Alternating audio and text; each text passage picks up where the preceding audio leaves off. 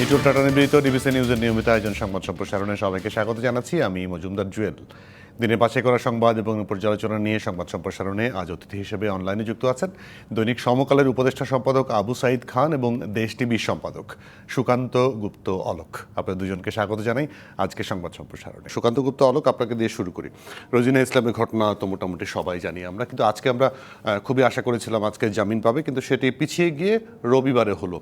তার বিরুদ্ধে গুপ্তচর বৃত্তির অভিযোগ আনা হয়েছে। আপনার বিশ্লেষণ জানতে চাই। খুব হাস্যকর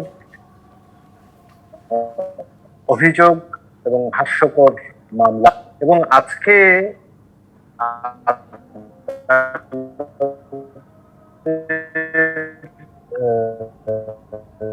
যে আদেশ বা জামিন, এটাতে বিস্মিত এবং মামলা আজকে শুনানিতে কি হয়েছে সব আমরা জানি, এবং আদালতের প্রক্রিয়া নিয়ে সেটা নিয়ে প্রশ্ন তোলার অধিকার নেই, সেটা কথা বলছি না।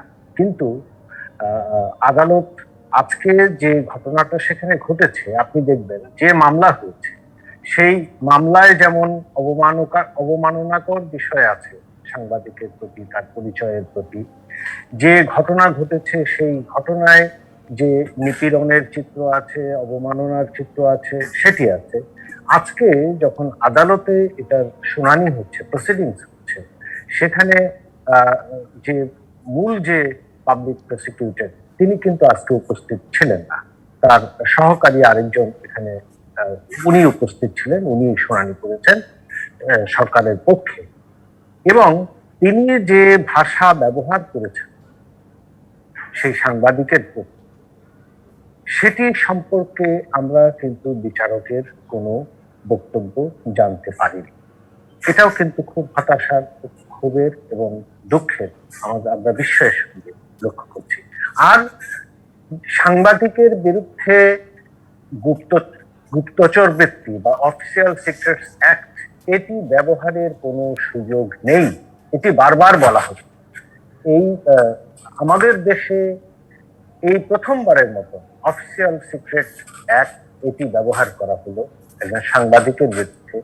অথচ এই অফিসিয়াল সিক্রেট অ্যাক্ট বা এভাবে যদি আপনি কোথাও, দুনিয়ার কোথাও কোনো মামলা দেখেন, আমাদের পার্শ্ববর্তী দেশ ভারত অফিসিয়াল সিক্রেট অ্যাক্ট এটিকে ব্যবহার করা হয়েছিল সাংবাদিকদের বিরুদ্ধে, কিন্তু সেই মামলা কিন্তু প্রত্যাখ্যাত হয়েছে, সেটি কিন্তু গৃহীত হয়নি।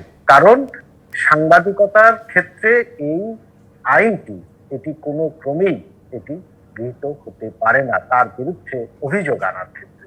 কাজে যার পর নাই আমরা হতাশার মধ্যে আছি, তবু আমরা তাকিয়ে থাকি রোববারের দিকে তিনি জামিন পাবেন।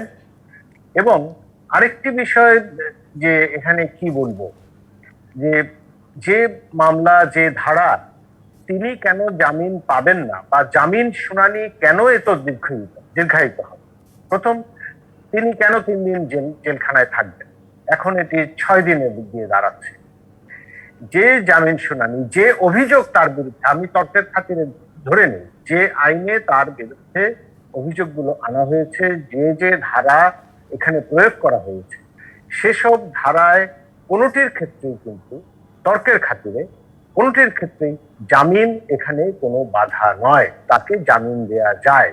কিন্তু সেটি কিন্তু এখন পর্যন্ত এই প্রশ্নটি বা এই বিষয়টি কেন কিন্তু এখনো গ্রহণ করা হয়নি, বরং আমরা দেখছি যে শুনানি প্রলম্বিত হচ্ছে। এটি হচ্ছে মূল কথা। আবু সাইদ খান, আপনার কাছে আসি। আমি সুকান্ত গুপ্ত অলোক, আপনাকে একটু বলে রাখি, আপনি সম্ভবত ক্যামেরার দিকে তাকাচ্ছেন না, অন্যদিকে তাকিয়েছেন। ক্যামেরার দিকে তাকালে সরাসরি আমার দিকে তাকানো হয়, তাহলে দেখতে এবং শুনতে ভালো লাগে। আবু সাইদ খান, যেটি আজকে রাষ্ট্রপক্ষের আইনজীবী বলেছেন যে এটি জামিনযোগ্য অপরাধ নয়, মানে জামিন পেতে পারেন না, সেই দাবি করা হয়েছে। আমাদের সাথে আজকে সন্ধ্যা 6টার সময় কথা বলেছেন তিনি সরাসরি, তিনিও দাবি করছেন। কিন্তু সুকান্ত গুপ্ত অলোক বলছেন জামিন পেতেই পারে। আমরাও মনে করি যে জামিন পেতেই পারে, সে এমন কোনো অপরাধ করেনি যে জামিন নিয়ে পালিয়ে যাবে বা এমন কোনো ক্ষতি করবে। আপনার বিশ্লেষণ জানতে চাই। গুপ্তচর বৃত্তি না, এটা কোনো নিষিদ্ধ স্থানে গিয়ে কোনো গোপন তথ্য সংগ্রহ করে। হ্যাঁ, আমি তো যুক্তির খাতিরে ধরে নেই যে তথ্য সংগ্রহ করতে গিয়েছি, কিন্তু ধরেই নিলাম তার কাছে কিছু নথি স্বাস্থ্য মন্ত্রণালয়ের নথিপত্র ছিল, এটা স্টেট সিক্রেসি বিষয় না। অতএব এখানে যে অপরাধে এবং যে অভিযোগ আনা হয়েছে অভিযোগ যথাযথ না। আর একটা হচ্ছে জামিন দেওয়াটা তো আদালতের এখতিয়ার, এবং একজন নারী সাংবাদিক, সম্মানীয় ব্যক্তি, অসুস্থ, তার একটা শিশু সন্তান রয়েছে, তাকে জামিন না দেওয়ার আমি কারণ খুঁজে পাই না। এটা আমাকে হতাশ করেছে, ব্যথিত করেছে। এই প্রসঙ্গে আমি একটা কথা বলতেই হয় যে আমাদের আদালত, বিশেষ করে নিম্ন আদালত সম্পর্কে জনমনে একটা পারসেপশন, এক ধরনের ধারণা রয়েছে যে তার উপর বোধহয় প্রশাসন, সরকারের খবরদারি রয়েছে। এই ধরনের ঘটনার মধ্য দিয়ে এই জনমনে এই ধারণা আরো বদ্ধমূল হতে পারে, এবং যেটা আইনের শাসন এবং দেশের জন্য কোনো মঙ্গলজনক বিষয় না। যেখানে জঙ্গি নয়, সে রোজিনা ইসলাম পালিয়ে যাবেন না, তাকে খুঁজে পাওয়া যাবে না, এমন তো কোনো ব্যাপার নয়। অতএব তিনি, তাকে যদি জামিনযোগ্য নাও হয়, সেখানেও কিন্তু জামিন দেওয়ার ক্ষমতা বিচারকের রয়েছে, এবং উনি সে ক্ষমতা প্রয়োগ করতে পারতেন তার দিকে তাকিয়ে। তার স্বাস্থ্যগত অবস্থা, নারী সাংবাদিক এবং সম্মানীয় ব্যক্তি, এই বিষয়গুলোকে বিবেচনা করে এটা করতে পারতেন, কিন্তু সেটা করেন নেই, এবং এর মধ্য দিয়ে তাকে আসলে 6 দিন জেলে থাকতে হলো। আর একটা বিষয়টা হচ্ছে যে মামলা তাকে দেওয়া হয়েছে, এই মামলা তো অফিসিয়াল সিক্রেটস অ্যাক্ট, তো এখানে একসময় ব্রিটিশরা যাতে তাদের তথ্য বিদেশে পাচার না হয়, বিশেষ করে স্বদেশীদের কাছে না যায়, এই জন্য এই সিক্রেটস অ্যাক্টটা করা হয়েছিল। এবং সেখানে তথ্য বলতে কোনো গোপন রাষ্ট্রীয় নিরাপত্তা। এখন আমার বক্তব্য হচ্ছে স্বাস্থ্য মন্ত্রণালয়ের সচিবের একজন পিএসের টেবিলের উপর রাষ্ট্রীয় গুপ্ত নিরাপত্তার কোনো দলিলপত্র রয়েছে কিনা। স্বাস্থ্যমন্ত্রী বলেছেন যে ওখানে নাকি টিকা সংক্রান্ত অনেক গোপন টিকার ফর্মুলাটা রয়েছে নাকি রাশিয়ার সঙ্গে যেটা চুক্তি করা হয়েছিল, এর বাইরে টিকার তার কোনো গোপন কিছু নেই। কত আমদানি হবে এবং কত টাকাতে কিনবে, এর ভিতর গোপনীয়তা কিছু নেই। একটাই গোপনীয়তা আছে, একটা ফর্মুলার বিষয়, রাশিয়ার সঙ্গে একটা চুক্তি হয়েছে। সেটা কি স্বাস্থ্য মানে সচিবের পিএসের টেবিলের উপর রাখা হয়েছে? খালি বুঝেন যে আমাদের রাষ্ট্রীয় কর্মকর্তারা তাদের বিষয়টা কেমন। এবং এখানে যদি আমি ধরেই নিচ্ছি যে আছে, ওখানে গোপন তথ্য আছে, এটা সামলানোর দায়িত্ব কার? আমলাদের, কর্মচারীদের। নিজের কপি, নিজের নথি নিজে সামলাতে পারবেন না, খোলা ঘরে রেখে দেবেন, আর তার জন্য রোজিনা ইসলামকে দায়ী করবেন, এমন তো নয়। দেশবাসীর বুঝতে বাকি নেই যে ওখানে দুর্নীতির তথ্য, তার কাছে যদি তার ব্যাগে যদি কোনো ইনফরমেশন থেকে থাকে সেটা দুর্নীতির তথ্য। ইতিপূর্বে দুর্নীতির তথ্য ফাঁস করেছে, এবং এই দুর্নীতির তথ্য ফাঁস করাটা একটা সাংবাদিক হিসাবে তার সাহসিকতা এবং তার নৈতিকতার বিষয়। এখানে কোনো চুরির ব্যাপার নেই। আর তথ্য কারো কাছ থেকে তো সংগ্রহ করা হয়, আপনি তো হেঁটে হেঁটে তো কারো রোজিনা ইসলাম কিংবা অন্য কোনো সাংবাদিকের ব্যাগে কিংবা পকেটে ঢুকে না, তো এটা কিন্তু সরবরাহ করে। আর যদি এখানে স্টেট সিক্রেসি কিংবা সরকারি সিক্রেসি যদি এটা ভঙ্গ হয়, তার জন্য সেই কর্মচারী দায়ী হবেন, রোজিনা ইসলাম দায়ী হবেন না। আর একটা হচ্ছে এই আইনটাই হচ্ছে বাংলাদেশের সংবিধানের সাথে সাংঘর্ষিক আইন, এবং এমনকি এটা অবাধ তথ্য প্রবাহ, সাংবাদিকদের অধিকার, এর ক্ষেত্রেও এটা একটা পরিপন্থী বিষয়। আর একটা রোজিনা ইসলামের সঙ্গে যেটা করা হয়েছে সেটা হচ্ছে মানব অধিকারের সুস্পষ্ট লঙ্ঘন। এখানে দুর্নীতিবাজরা নিজেদেরকে রক্ষা করতে গিয়ে, নিজেদেরকে রক্ষার প্রয়োজনে তারা অন্যদিকে অভিযোগের আঙ্গুল তুলেছেন। আজকে পররাষ্ট্রমন্ত্রী তাদের অদক্ষতা নিয়ে কথা বলেছেন, পররাষ্ট্রমন্ত্রী স্বাস্থ্য মন্ত্রণালয়ের অদক্ষতা এবং তাদের কারণেই আজকের অবস্থার ব্যাপারে তিনি হতাশা ব্যক্ত করেছেন। যাদের পররাষ্ট্রমন্ত্রীর হতাশার সাথে আমরা একমত। অতএব স্বাস্থ্য অধিদপ্তরে যেসব দুর্নীতিবাজ কর্মচারী, যাদের নিউজ রোজিনা ইসলাম এবং বিভিন্ন পত্রিকায় একের পর এক ছাপা হয়েছে, এবং তার আলোকে আমার মনে হয় তদন্ত শুরু করা উচিত। এবং এই দুর্নীতিবাজ কর্মচারী, তাদের তথ্যপত্র নিয়ে তারা কেন এখনো জেলের বাইরে আছে, রোজিনা ইসলামকে নিঃশর্ত মুক্তি দিয়ে, এবং এই দুর্নীতিবাজ কর্মচারীরা যারা বিভিন্ন মন্ত্রণালয় গা ঢাকা দিয়ে রয়েছে, যারা দেশের ভাবমূর্তিকে ক্ষুণ্ণ করছে, তাদেরকে দ্রুত কারাগারে নিক্ষেপ করা হোক। এবং প্রধানমন্ত্রী বলেছেন দুর্নীতি বিরুদ্ধে জিহাদের কথা, জিরো টলারেন্সের কথা বলেছেন। অতএব সেই জিরো টলারেন্সটা দেখানো দরকার, কেন আমাদের উন্নয়নের ফসল এই দুর্নীতিবাজরা গিলে খেয়ে ফেলতে পারে। অতএব এই দুর্নীতিবাজদেরকে চিহ্নিত করা দরকার এবং তাদেরকেই বিচার করা আজকে সময়ের দাবি। অতএব সাংবাদিকরা যারা এইসব দুর্নীতির তথ্য ফাঁস করছেন, তারা সরকারের উপকার করছেন, সরকারের উপকার করছেন এবং সরকারের সঙ্গে সহযোগিতা করছেন। আমরা আশা করব সরকার তাদেরকে বন্ধু হিসাবে দেখবেন, শত্রু হিসাবে নয়। সমালোচক এবং শত্রুকে, অর্থাৎ সরকারের যারা দুর্নীতিবাজ তাদেরকে চিহ্নিত করা, ধরিয়ে দেওয়া, এটা শত্রুতা নয়, এটা বন্ধুত্বের লক্ষণ। এবং সাংবাদিকদেরকে সরকার বন্ধু হিসাবে দেখবেন, সেটি আমরা প্রত্যাশা করি। আবু সাইদ খান, সুকান্ত গুপ্ত অলোক দুজনে থাকবেন। একটা বিরতি নিয়ে আসি আবারও অন্য আলোচনায়। নিটোল টাটা নিবেদিত সংবাদ সম্প্রসারণ, একটা বিরতির সময় হয়েছে, দর্শক সঙ্গে থাকুন। বিরতির পর আবারও স্বাগত নিটোল টাটা নিবেদিত সংবাদ সম্প্রসারণের সাথে আছেন দৈনিক সমকালের উপদেষ্টা সম্পাদক আবু সাইদ খান এবং দেশ টিভির সম্পাদক সুকান্ত গুপ্ত অলোক। সুকান্ত গুপ্ত অলোক, আজকে পররাষ্ট্রমন্ত্রী মোটামুটি একটা হতাশার কথাই জানিয়েছেন। চীন থেকে এই সপ্তাহে টিকা আসবে কি আসবে না সে সিদ্ধান্ত জানাবেন বলেছেন। পাশাপাশি অন্যান্য জায়গা থেকে যেগুলো আসার কথা সেগুলো নিয়ে একদম হতাশ তিনি। এই অবস্থার মধ্যে আমরা টিকার প্রথম ডোজ নিলাম, 14 লক্ষের মতো দ্বিতীয় ডোজের জন্য অপেক্ষা করতে হবে, তারাও একটা সমস্যার মধ্যে পড়ে আছেন। কিন্তু এখন আমরা প্রথম যে সংকট, অর্থাৎ সেটা হচ্ছে যে যারা ফার্স্ট ডোজ দিয়েছেন তাদের সবার সেকেন্ড ডোজ কমপ্লিট করা যাবে কি না, সেটা অ্যাস্ট্রাজেনেকা। এখন অক্সফোর্ড অ্যাস্ট্রাজেনেকার যে ক্রাইসিস, এখন সেটার সঙ্গে তো সম্পর্কিত যে আমাদের সব ঠিকঠাকই ছিল, কিন্তু আমরা পেলাম না, ভারত থেকে পেলাম না। এখন পররাষ্ট্রমন্ত্রী বা সরকার নানাভাবে তারা যোগাযোগ করেছেন বিভিন্ন দেশের সঙ্গে, এবং সবচেয়ে যে ভরসার জায়গাটি ছিল, অর্থাৎ যুক্তরাষ্ট্রের কাছে একটি বড় স্টক ছিল, সেই স্টকটি তারা দেবেন সে সম্পর্কে তারা তাদের অফিসিয়াল স্ট্যান্ড ক্লিয়ার করেছেন। কিন্তু যে তালিকা তারা করেছেন সেই তালিকার একেবারে নিচে আমরা আছি। কি কারণ?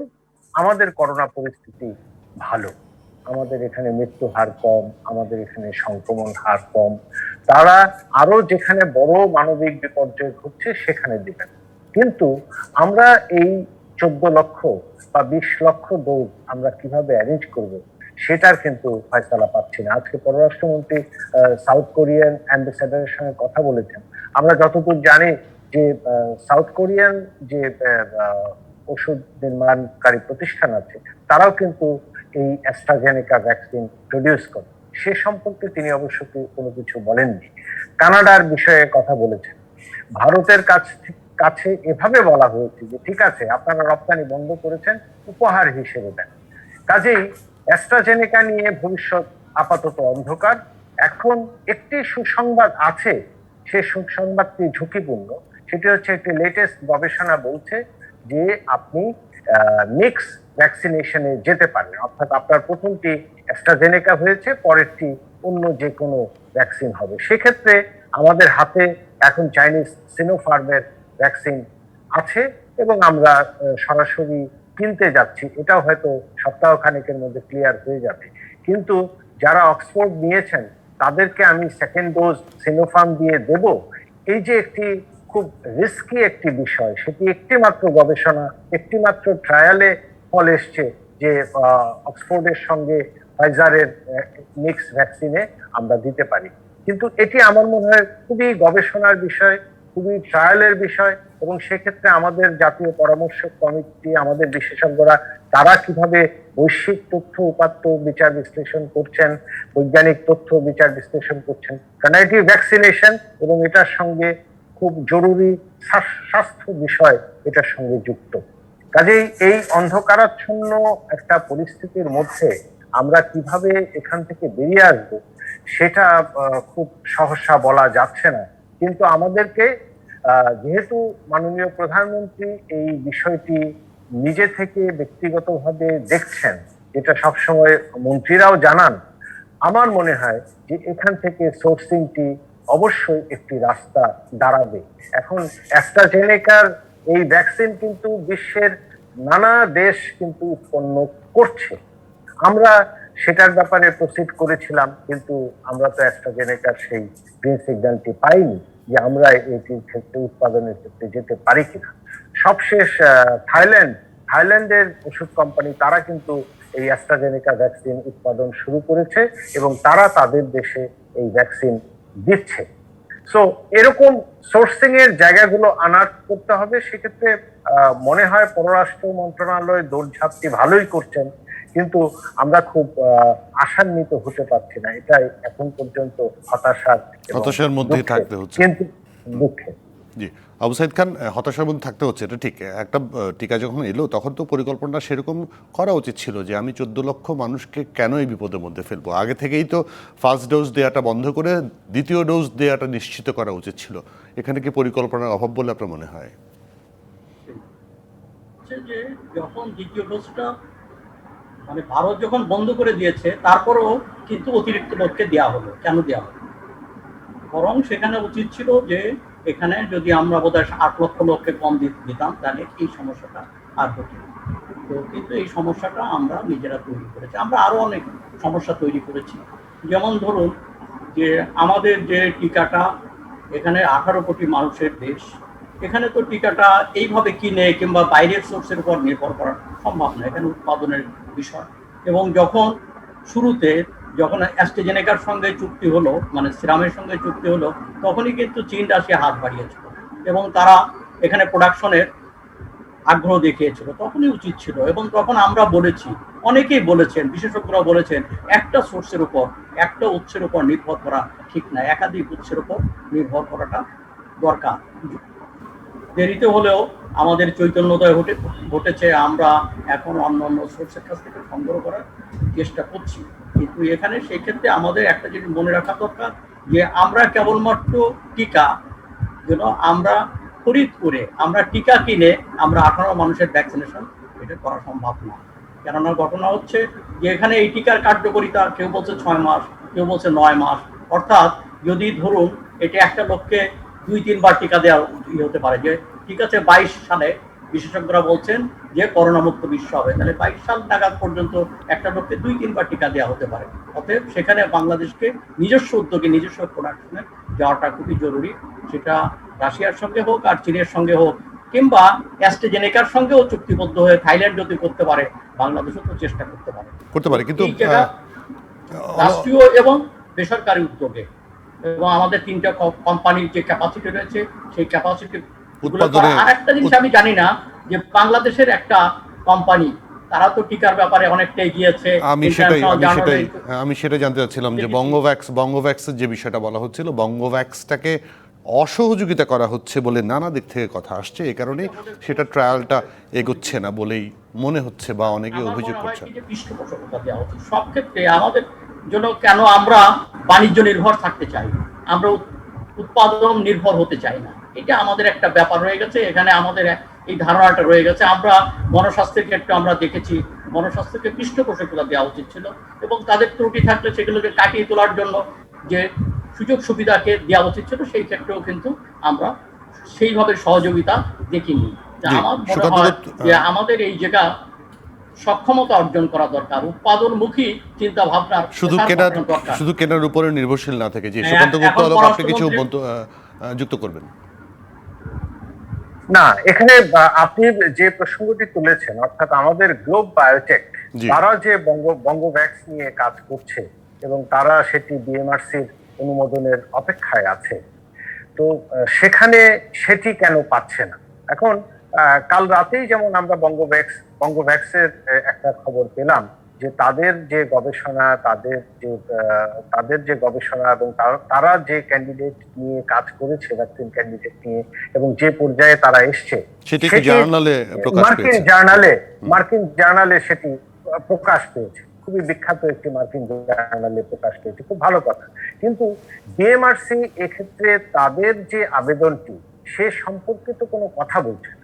কিন্তু আমার মনে হয় সেটি নিয়ে যদি আমরা ইভালুয়েট করতে পারি আমাদের বিশেষজ্ঞ পর্যায়ে, আমরা এরকম কান কথা শুনি যে বঙ্গভ্যাক্স নিয়ে বা গ্লোব বায়োটেক তারা তাদের ভ্যাকসিন নিয়ে যতটুক প্রাথমিক কাজ করেছে, সেই প্রাথমিক কাজটা নাকি যথেষ্ট বৈজ্ঞানিক মান সম্পন্ন হয়নি একটি ভ্যাকসিনকে পরবর্তী ধাপে নেওয়ার জন্য।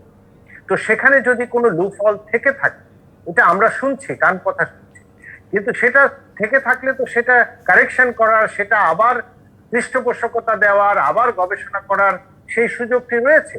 তো আমরা এই কাজটি কেন করছি না? এবং এই বঙ্গভ্যাক্স নিয়ে আমরা একসময় মাননীয় প্রধানমন্ত্রী কথা বলেছেন মাননীয় মন্ত্রীরা কথা বলেছেন, বিভিন্ন পর্যায়ে বলা হয়েছে যে উৎসাহ দিচ্ছি আমরা, কিন্তু এটি যে ফাইলবন্দি হয়ে পড়ে রইল, এখানে অন্য কোনো স্বার্থ, অন্য কোনো সেটা বাণিজ্যিক স্বার্থ, ব্যবসায়িক স্বার্থ, অন্য কোনো কিছু কাজ করছে কিনা আমরা কিন্তু বলতে পারছি না। এটিও অনুসন্ধানের দাবি রাখে। কিন্তু যেহেতু বৈশ্বিক জার্নালগুলো প্রকাশ করছে এবং বিশ্ব স্বাস্থ্য সংস্থা তার যে ভ্যাকসিন ক্যান্ডিডেটের যে লিস্ট, সেটার মধ্যে বঙ্গভ্যাক্সকে ইনক্লুড করেছে, সো তাদের এই প্রাথমিক উদ্যোগকে আমরা কি ধাক্কা দিয়ে সামনে এগোতে পারি না? এখানে কি আমাদের দেশের অন্যান্য বিশেষজ্ঞ যারা আছেন তারা এটার সঙ্গে যুক্ত হতে পারেন না? দেখি তোমরা কি করেছো, কতদূর করেছো, আমরা এটাকে আরেকটু ইভালুয়েট করি, আরেকটু এগোই, তারপরে আমরা চিন্তা করি। এই পর্যায়ে এই জায়গায় ধাক্কাটি দেখছি না। সেটা দেখছি না। সেটার পিছনে আবু সাইদ খান যেটা বললেন যে ব্যবসা কেন্দ্রিক একটা অসহযোগিতার মনোভাব বা ব্যবসায়িক দিক থেকে কোনো রকম কারো প্রতিযোগিতা আছে কিনা সেসব কিছু ভাবার দরকার আছে। আবু সাইদ খান এবং সুকান্ত গুপ্ত অলোক দুজনেই থাকবেন। আরও একটা বিরতি নিয়ে ফিরছি আপনাদের কাছে। নিটোল টাটা নির্মিত সংবাদ সম্প্রসারণে আরও একটা বিরতি। দর্শক সঙ্গে থাকুন। বিরতির পর আবারও স্বাগত নিটোল টাটা নির্মিত সংবাদ সম্প্রসারণে। সাথে আছেন আবু সাইদ খান এবং সুকান্ত গুপ্ত অলোক। আবু সাইদ খান, গাজা পরিস্থিতি গত 11 দিন ধরে খারাপের অবস্থা। হামাস আজকে একটা খবর দিয়েছে যে তাদের একটা যুদ্ধবিরতি হতে পারে, কিন্তু নেতানিয়াহু বলেছেন তারা তাদের সহিংসতা সংঘাত চালিয়েই যাবেন, যদিও বাইডেন গত রাতেই বলেছেন যে সহিংসতা এড়ানোর জন্য। এখন ব্যাপারটা হচ্ছে বাইডেন মুখে কি বলেছেন, সবচেয়ে বড় বিষয়টা হচ্ছে যতক্ষণ পর্যন্ত মার্কিনী মানে আশীর্বাদের হাত নেতানিয়াহুর ঘাড়ে আছে, কাঁধে আছে, ততক্ষণ পর্যন্ত এটা কোনো সম্ভব না। এখন হচ্ছে আমেরিকা কি ভাবছেন, এখানে সারা বিশ্ব জনমত একদিকে আর আমেরিকা আর একদিকে, অর্থাৎ ইউএস কি সিদ্ধান্ত নেবে সেটা গুরুত্বপূর্ণ বিষয়। এখানে মানে ফিলিস্তিনি কোশ্চেনে ফিলিস্তিনিদেরকে দমন করা, ইসরায়েলের পৃষ্ঠপোষকতা দেওয়ার প্রশ্নে এখানে রিগান, বুশ থেকে শুরু করে ওবামা, ক্লিন্টন, ট্রাম্প, বাইডেন, এদের ভিতরে কোনো নীতিগত পার্থক্য নাই। তারা সবাই একই পথের পথিক, তারা একইভাবে ব্যাপারটা দেখছে। এখানে আমেরিকা অর্থাৎ যুক্তরাষ্ট্রের তার এই বাণিজ্যিক এবং অস্ত্র বিক্রির স্বার্থটাকে তাকে ছোট করে দেখতে হবে, এখানে একটা মানবিকভাবে ভাবতে হবে। এবং আমার বিশ্বাস যে আমেরিকা যুক্তরাষ্ট্র যদি চাপ সৃষ্টি করে তাহলে নেতানিয়াহুর কোনো ক্ষমতাই নাই, অর্থাৎ নেতানিয়াহুর ক্ষমতা নির্ভর করছে যে আমেরিকার উপর, অর্থাৎ আমেরিকার চাপের মুখেই ইসরায়েল হাত পাত্তাড়ি গোটাতে পারে এবং এই ধরনের গণহত্যা থেকে দূরে সরে আসতে পারে। অতএব সেই চাপ সৃষ্টি করাটা হচ্ছে সময়ের দাবি। এবং আমরা যুক্তরাষ্ট্রের কাছে আমাদের প্রত্যাশা যে ব্যবসা বাণিজ্য এবং সমস্ত পুঁজি লুটপাটের চেয়ে তো মানবতা বলে একটা কথা আছে, এইভাবে নির্মমভাবে যেখানে শিশু হত্যা হচ্ছে, নারী হত্যা হচ্ছে, বেসামরিক মানুষকে যে হত্যাযজ্ঞ চালানো হচ্ছে, এই ব্যাপারে নিবৃত হওয়ার জন্য তাদের চাপ উচিত। বিশ্ব জনমতের প্রতি তাদেরও শ্রদ্ধাশীল হওয়া উচিত, মানবতার প্রতি শ্রদ্ধাশীল হওয়া উচিত। এবং আমরা এই ব্যাপারে আমরা সেকে প্রত্যাশা করব। হামাস তো সন্ত্রাসী মানলাম, কিন্তু তার চেয়ে বড় সন্ত্রাসী তো ইসরায়েলের বাহিনী। অর্থাৎ আজকে হামাস কেন তৈরি হয়েছে? যখন ইসরায়েলিদের অত্যাচারের মুখে ফিলিস্তিনিরা হামাসের সাথে একাত্ম হয়েছে। তারা তো শান্তিপূর্ণ পথেই আলোচনার মাধ্যমেই সমস্যার সমাধান চেয়েছিল, তারা তো গণতান্ত্রিক পদ্ধতিতে সমাধান চেয়েছিল, কিন্তু সে পথে তো অগ্রসর হতে দেওয়া হয়নি, যে কারণে এখানে ফিলিস্তিনির মানুষরা বাধ্য হয়ে তাদের একটা অংশ তারা হামাসের পিছনে দাঁড়িয়েছে। এখন প্রশ্ন হচ্ছে এখানে একটা শান্তিপূর্ণ আলোচনা দরকার এবং এই ব্যাপারে ইসরায়েল, মার্কিন তাদেরকে একমতে বসতে হবে এবং মার্কিনকে তার আশীর্বাদের হাতটা যুদ্ধবাজদের কাছ থেকে সরিয়ে নিলেই আমার মনে হয় সমস্যার সমাধান হবে। জি, সুকান্ত গুপ্ত অলোক, আপনার বিশ্লেষণ জানতে চাই। আচ্ছা, ধন্যবাদ। এখানে হামাস যুদ্ধবিরতির প্রস্তাব দিচ্ছে আপনি বলেছেন, বা এরকম সংবাদ আসছে। এখন হামাস তো আসলে ভিকটিম, হামাস তো অ্যাটাকড, তো সে যুদ্ধবিরতির প্রস্তাব দিচ্ছে। এটাকে এভাবে না দেখে আমার মনে হচ্ছে যে সে রিট্রিট করছে এবং সেটাও তার আরেকটি কৌশল যে ইসরায়েলকে সে কিভাবে জবাব দেবে। তো এখানে আবু সাইদ খান যেটি বলছিলেন, মূল সমস্যা তো আসলে যুক্তরাষ্ট্র। যুক্তরাষ্ট্র তারা এখানে ইমিডিয়েট সিজফায়ার চাচ্ছে, এটি তারা বলছে মুখ দিয়ে, প্রেসিডেন্ট বারবার বলছেন, বাইডেন বারবার বলছেন, কিন্তু তারা যে দূতকে পাঠিয়েছেন এটা মধ্যস্থতা করার জন্য, সেই দূত তো হলো তৃতীয় শ্রেণীর দূত। তারা সেই লেভেলে এখনো ইসরায়েল ফিলিস্তিন সংকটকে তারা এই বাইডেন প্রশাসন তারা সেভাবে এখন গুরুত্ব দিতে চাচ্ছেন না। কাজেই হামাস যেটি করতে চাইছে সেটি আমি মনে করি যে সেখানে হামাস এই রিট্রিট বা তারা একটি যুদ্ধ বিরতির নামে তারা একটি কৌশলে হয়তো যাবে, সেটা হলো অন্য দিক দিয়ে চিন্তা করতে হবে। সেটা আমরা টার্কির কথা বলতে পারি, আমরা রাশিয়ার কথা বলতে পারি, আমরা ইরানের কথা বলতে পারি। তাদের দিক দিয়ে কোনো একটা কৌশলের ক্ষেত্রে হামাস হয়তো একটু কিছু হবে বলে মনে হচ্ছে। অন্যদিকে নেতানিয়াহু তার তো কোনো স্টেক নেই, তার একটি মাত্র স্টেক, তার রাজনৈতিক ভবিষ্যৎ খুব বিপদের মধ্যে আছে। তিনি কোন রকমের ক্ষমতায় আসেন, কোন রকমের ক্ষমতা থেকে সরেন, তার ভোট হলে ভোটের সমস্যা, ভোটের সংখ্যা, সেই ক্ষেত্রেও তিনি খুব বিপদে আছেন। তো তার বন্ধু ছিলেন প্রেসিডেন্ট ট্রাম্প। এখন বাইডেন তাকে কতটুকু গ্রহণ করছেন, এই জন্য দেখবেন যে বাইডেন তাকে যতবারই এখন পর্যন্ত 4-5 বার ফোন করেছেন, কিন্তু যতবারই তিনি ফোন করছেন তিনি বাইডেনের কথাকে কিন্তু গুরুত্ব দিচ্ছেন না। বাইডেনকে ওভার ট্রাম্প করে তিনি বলছেন যে আমি এই লড়াইটা, যুদ্ধটা চালিয়ে যাব। অর্থাৎ এটি হলো তার জনপ্রিয়তাকে পুঁজি করার একটি চেষ্টা। কিন্তু সুকান্ত বাইডেন কিন্তু প্রথম দিন একটু পালে হাওয়া দিয়েছিল। বাইডেন বলেছিল যে ইসরায়েল তার উপরে যদি হামলা হয় তাহলে সেটা মোকাবেলা করার ক্ষমতা বা অধিকার তার আছে, এই কথা বলে কিন্তু একটা হাওয়াও দিয়েছিল।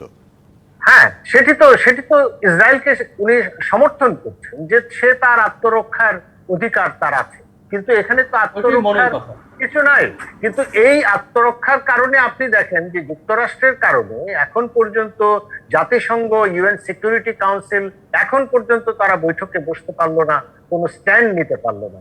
অর্থাৎ যুক্তরাষ্ট্রের কাছে মধ্যপ্রাচ্য জিম্মি হয়ে আছে। এখন সেই জিম্মি দশা থেকে ওআইসি বলেন, আরব লীগ বলেন, এগুলো তো সব দুর্বল সংগঠন, সেখানে আওয়াজ তোলার কেউ নেই যুক্তরাষ্ট্রের বিরুদ্ধে। বলা হচ্ছে যে মিশর সে ভূমিকা রাখে, মিশর তো যুক্তরাষ্ট্র যা বলবে সে কথাই বলবে। তো সেখানে ওআইসির একটি ভূমিকা দরকার ছিল, কিন্তু আমরা বারবার দেখি যে ফিলিস্তিন ইস্যুতে, এই মধ্যপ্রাচ্য ইস্যুতে ওআইসি কিন্তু বড় গলায় কথা বলতে পারে না। অর্থাৎ আরব বিশ্ব, মুসলিম বিশ্ব এই ক্ষেত্রে তারা একতাবদ্ধ নন, এখনো পর্যন্ত হতে পারেন না, এবং হতে পারবেন বলে মনে হয় বলেও মনে হচ্ছে না এখন পর্যন্ত। তারপর আমরা আশায় থাকতে পারি যে একটা জাতিসংঘের একটা বৈঠক হতে পারে সামনে, বৈঠকে যদি কোনো রকম সমাধান আসে। সুকান্ত গুপ্ত অলোক এবং আবু সাইদ খান দুজনকে অনেক ধন্যবাদ আজকে আমাদেরকে সময় দিয়েছেন। দর্শক, এই ছিল নিটোল টাটা বিজিত আজকের সংবাদ সম্প্রসারণে। ডিবিসির সঙ্গে থাকুন।